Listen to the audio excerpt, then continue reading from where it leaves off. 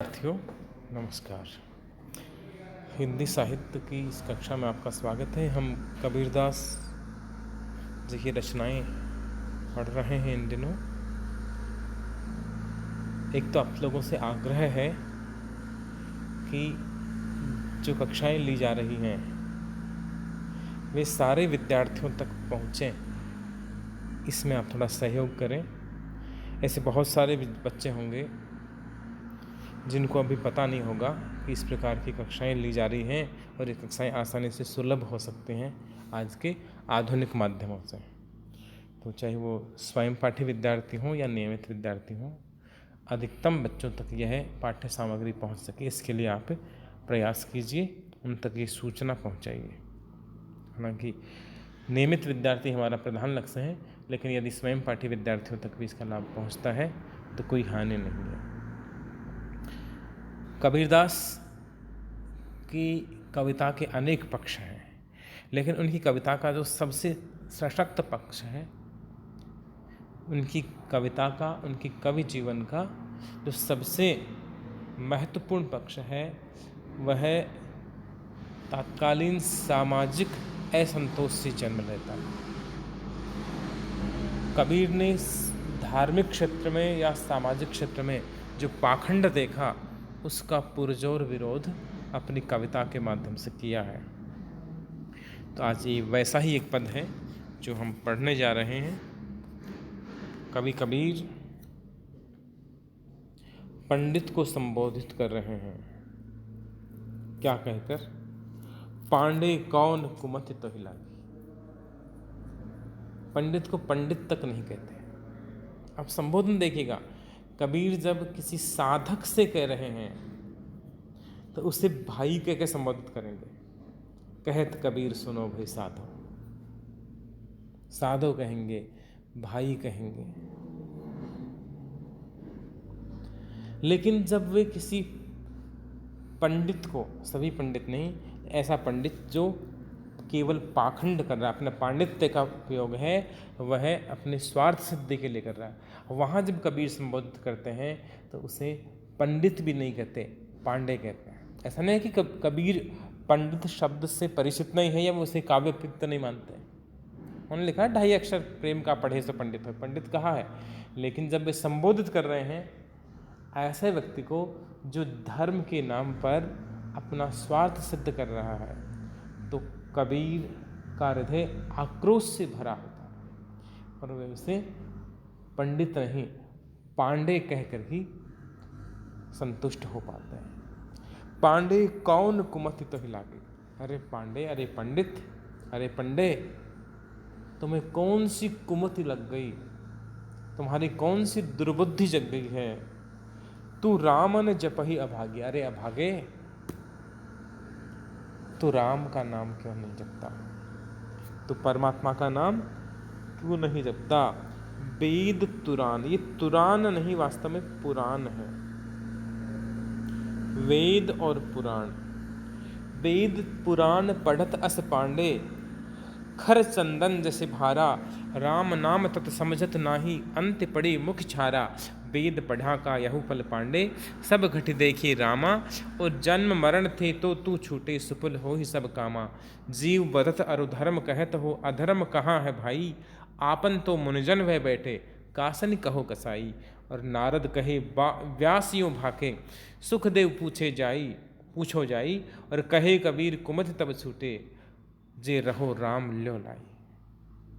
पांडे कौन कुमति तो हिलागे। अरे पंडे, अरे पंडित, अरे पुजारी, तुम्हें कौन सी दुर्बुद्धि लग गई, तुम्हारी कौन सी दुर्बुद्धि जग गई है जिसकी वजह से तू पाखंड कर रहा है, भोली भाली जनता को डरा रहा है, उसे ठग रहा है। तुम्हें चाहिए कि तू भगवान की भक्ति करे, लेकिन तुम पाखंड में लगाओ। कौन सी दुर्बुद्धि तुम्हारी जगी हुई है? तू रामन जपहि अभागी। अरे अभागे, तू राम नाम का जाप क्यों नहीं करता? और हाँ, मानते तू वेद और पुराण पढ़ता है। वेद, इसमें तुरान मुद्रित है, आप पुराण कर लें इसे। वेद पुराण पढ़त अस पांडे। मानते हैं कि तुम वेद पढ़ते हो, पुराण पढ़ते हो, लेकिन तुम्हारे मन में ईश्वर के प्रति सच्ची आस्था नहीं है। तो इन पोथियों के पढ़ने से क्या होगा? ये तो संस्कृत में कहा गया है, ज्ञानम भारम क्रियाम बिना। ज्ञान जो थोता ज्ञान है, पुस्तक के ज्ञान है, यदि वह जीवन का अंग नहीं है तो वह भार है, बोझ के समान है। कबीर भी यही कहते हैं, वेद पुराण पढ़त अस पांडे। अस यानी ऐसे, हे पंडित, तू वेद और पुराण पढ़ रहा है, वेद पुराण का ज्ञान है, वह तुम्हारे लिए इसी प्रकार से है, खर चंदन जैसे भारा। खर यानी गधा। गधा यदि चंदन की लकड़ियां ढोकर लाता है तो वह चंदन गधे को किसी प्रकार का लाभ नहीं पहुंचाता, वह बोझ ढोता है, लाके पटक देता है। तुमने वेद पढ़ लिए होंगे, पुराण पढ़ लिए होंगे, नित्य प्रति उन्हें पढ़ते होंगे, लेकिन यदि ईश्वरीय आस्था नहीं है, यदि तुम जीव में ब्रह्म का दर्शन नहीं कर सकते, तो फिर तुम्हारे जो पोथियों का ज्ञान है ये तुम्हारे लिए भार है। तुम यदि जीव मात्र से, मनुष्य मात्र से प्रेम नहीं करते हो तो सारा ज्ञान तुम्हारा भार स्वरूप है। ज्ञानम भारम क्रियाम बिना। कबीर अपनी साखी में भी यही बात दोहराते हैं कि पोथी पढ़ पढ़ जग मुआ। सारा संसार किताबें पढ़ पढ़ के मर गया। पंडित भयान कोई, 2.5 अक्षर प्रेम के पढ़े सो पंडित हो। जिसने प्रेम के 2.5 अक्षर का मर्म समझ लिया वही सही अर्थों में पंडित है। अन्यथा गधा भी चंदन के भार को ढोता है, लेकिन चंदन के गुणों से वह सुपरिचित नहीं होता। राम नाम तत् समझत नहीं। हे पंडित, तूने वेद पुराण पढ़ लिए होंगे, लेकिन अब तक तुमने राम नाम के तत् यानी तत्व, सार समझत नहीं। तुम अब तक राम नाम के सार को, उसके महत्व को, उसकी महिमा को समझ नहीं रहे हो। इस कारण से अंत पड़े मुख छारा। जब तुम्हारा अंत होगा, तुम्हारे जीवन की यह लीला समाप्त हो जाएगी, तो अंत में तुम्हारे मुख पर छार राख, धूल, तुम्हारे मुख पर धूल पड़ेगी, राख पड़ेगी। तुम्हें जो परम पद प्राप्त होना चाहिए था, ईश्वरत्व की शरण में तुम्हें पहुंचना चाहिए था, वहां तक तुम नहीं पहुंच पाओगे। अंत में तुम्हारा सारा ज्ञान, तुम्हारा सब कुछ पढ़ा लिखा जो है व्यर्थ चला जाएगा। और वेद पढ़ा का यह फल पांडे।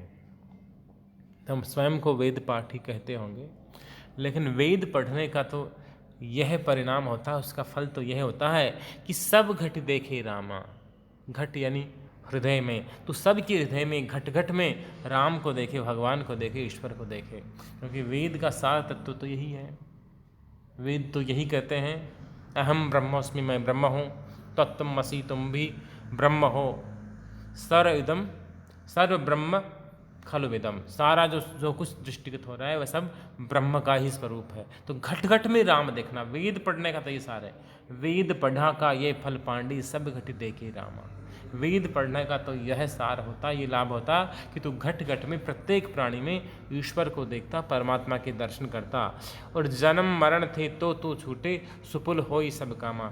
यदि तू वेद के सार को समझ ले, घट घट में ईश्वर के दर्शन करने लग जाए, तो तू जन्म और मरण के बंधन से छूट सकता है। जन्म मरण थे तो तू छूटे, और सुपुल होई सब कामा। और तुम्हारी सारी मनोकामनाएं सफल हो सकती हैं, पूर्ण हो सकती हैं, यदि तुम प्रत्येक प्राणी में ईश्वर के दर्शन करने लग जाओ। लेकिन तुम तो क्या करते हो, तुमने यज्ञों के नाम पर हिंसा प्रारंभ कर दी, बलि प्रथा प्रारंभ करवा दी, और जीव बधत अरु धर्म कहते हो। तुम जीव को तो मारते हो, एक जीव के प्राण ले रहे हो और उसे धर्म का नाम दे रहे हो। अधर्म कहाँ है भाई? यदि यही धर्म है तो फिर अधर्म किसे कहेंगे? अधर्म कहाँ है भाई? और आपन तो मुनिजन वे बैठे, कासन कहो कसाई। तुम स्वयं तो मुनि बन के बैठे हो, लेकिन तुम्हारा काम तो कसाई जैसा है। यदि तुम स्वयं को मुनि कह रहे हो, आपन तो मुनिजन में बैठे, तुम तो बड़े साधु बन के, महात्मा बन के बैठे हो। कासन कहो कसाई, फिर कासनी किसको? तो फिर तू कसाई किसको कहोगे? तुम्हारा काम तो यदि पशु हत्या होती है धर्म के नाम पर, देवी देवता के नाम पर पशु की बलि चढ़ाई जाती है, तो वह तो बड़ी हत्या का काम है, कसाई का काम है। और तुम ये धर्म के नाम पर कर रहे हो, तो फिर कसाई किसे कहोगे? और ये मैं नहीं कह रहा, तुम जिस परंपरा से, वेद पुराण की परंपरा से आते हो, वहाँ भी देखो, नारद कहे वास यूँ भाके। नारद भी यही कहते हैं, जीव दया की बात करते हैं। व्यास महर्षि व्यास जिन्होंने चारों वेदों का संपादन किया है, जिस कारण से वे वेदव्यास कहलाते हैं, और 18 पुराणों की रचना की है, महाभारत जैसा महाकाव्य लिखा है, वे व्यास भी यही कहते हैं। और सुखदेव मुनि जो वेदव्यास जी के पुत्र और शिष्य हैं, वे उनसे भी जाके पूछ लो, सुखदेव पूछो जाइए, जाके सुखदेव जैसे मुनि से भी जाके पूछ लो। सबके कहने का यही सार है कि कहे कबीर कुमति तब छूटे, जे रहो राम लो लाई। यदि तो राम से लो लगा लो, लो लाई, लौ लगा लो, राम से तुम्हारी लगन लग जाए, राम के प्रति तुम्हारी आस्था जग जाए, तू हिंसा कर्म यदि छोड़ सके तो हे पांडे, हे पंडित, तुम ईश्वर को प्राप्त कर पाओगे। यहाँ नारद, व्यास और सुखदेव का संदर्भ आया है, जो पौराणिक परंपरा के चरित्र हैं, ऋषि हैं, मुनि हैं। ये नारद हों, व्यास हों, चाहे सुखदेव मुनि हों। कबीर हैं, वो निर्गुण परंपरा के संत हैं, लेकिन सगुण से तब तक उन्हें परहेज नहीं है जब वह पाखंड का पर्याय नहीं बन गया। अब व्यास का संदर्भ आया तो व्यास जी ने 18 पुराण लिखे हैं, और उनका सार रूप एक श्लोक प्रचलित है, अष्टादश पुराणेषु व्यासस्य वचनम द्वयम परोपकाराय पुण्याय पापाय परपीडनम। 18 पुराणों का एकमात्र सार यही है कि परोपकार ही सबसे बड़ा पुण्य है, धर्म है, और दूसरे को पीड़ा पहुंचाना, पापाय पर पीड़नम, किसी प्राणी को दुख पहुंचाना, पीड़ा पहुंचाना, यही सबसे बड़ा पाप है। तो यदि जीव के साथ भेद करता है, प्राणी मात्र में यदि ईश्वर के दर्शन नहीं कर पाता, तो और धर्म के नाम पर यदि पशु हत्या के लिए तो लोगों को प्रेरित कर रहा है, पशु बलि के लिए प्रेरित कर रहा है, तो वास्तव में तू हत्या कर्म में संलिप्त है, इसलिए तुम्हारा कभी मोक्ष नहीं हो सकता, तुम्हारे लिए ईश्वर के द्वार सदा सदा के लिए बंद रहेंगे, ऐसा कबीर कह रहे हैं पंडित।